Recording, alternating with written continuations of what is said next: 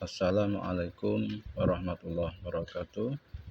Perkenalkan, nama saya Henry Fauzan Alfi, calon guru penggerak dari SMP Negeri B Sidikaton, Kecamatan Tugumulyo, Kabupaten Musirawas. Di sini saya ingin menyampaikan tentang pemikiran, yaitu intisari pemikiran Ki Hajar Dewantara tentang pendidikan. Ki Hajar Dewantara lahir di Yogyakarta pada tanggal 2 Mei tahun 1889. Terlahir dengan nama Raden Mas Suwardi Suryoningrat. Ia berasal dari lingkungan keluarga keraton Yogyakarta. Raden Mas Suwardi Suryoningrat saat genap berusia 40 tahun, menurut hitungan tahun Saka, berganti nama menjadi Ki Hajar Dewantara. Semenjak saat itu, ia tidak lagi menggunakan gelar kebangsawanan di depan namanya. Hal ini dimaksudkan supaya ia dapat bebas, dekat dengan rakyat, baik secara fisik maupun hatinya.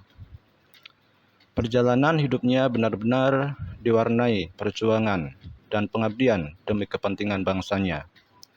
Beliau adalah seorang wartawan muda dan penulis handal pada saat itu, sehingga beliau pernah dihukum tanpa proses pengadilan karena mengkritik pemerintah Belanda. Beliau dibuang ke Belanda, namun kesempatan itu dipergunakan untuk mendalami masalah pendidikan dan pengajaran. Pahlawan dan sebagai pendidik asli Indonesia, Ki Hajar Dewantara melihat manusia lebih pada sisi kehidupan psikologisnya. Menurut manusia memiliki daya jiwa yaitu cipta, karsa, dan karya. Pengembang manusia seutuhnya menuntut pengembang semua daya secara seimbang. Pengembangan yang terlalu penitik beratkan pada satu daya saja akan menghasilkan ketidakutuhan perkembangan sebagai manusia.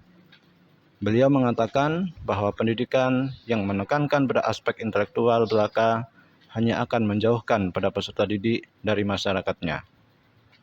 Semboyan dalam pendidikan yang beliau pakai adalah Tutwuri Handayani. Semboyan ini berasal dari ungkapan aslinya, Ing ngarsa sung tulodo, ing madya mangun karso, Tutwuri Handayani. Hanya ungkapan Tutwuri Handayani saja yang banyak dikenal dalam masyarakat umum. Arti dari semboyan ini secara lengkap adalah Tutwuri Handayani. Dari belakang, seorang guru harus bisa memberikan dorongan dan arahan. Ing madya mangun karso, di tengah atau di antara murid guru harus menciptakan prakarsa dan ide. Dan ing ngarsa sung tulodo, di depan seorang pendidik harus memberi teladan atau contoh tindakan baik. Para guru hendaknya menjadi pribadi yang bermutu dalam kepribadian dan kerohanian. Baru kemudian menyediakan diri untuk menjadi pahlawan dan juga menyiapkan para peserta didik untuk menjadi pembela nusa dan bangsa. Dengan kata lain, yang diutamakan sebagai pendidik pertama-tama adalah fungsinya sebagai model atau figur keteladanan, baru kemudian sebagai fasilitator atau pengajar. Jadi kesimpulannya adalah konsep tersebut mencerminkan tidak ada batas atau jarak antara di dalam kelas dengan realita di luar. Belajar bukan sekedar teori dan praktek di sekolah, tetapi juga belajar menghadapi realitas dunia. Sekolah dan dunia menurut konsep ini berarti tidak terpisah.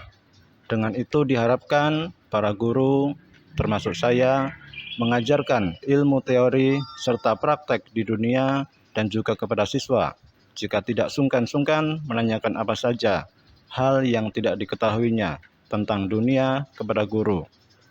Tujuan dari konsep ini agar para lulusan sekolah dapat mampu hidup dan bisa berbuat banyak setelah lulus dari sekolah. Sekian, Assalamualaikum warahmatullahi wabarakatuh.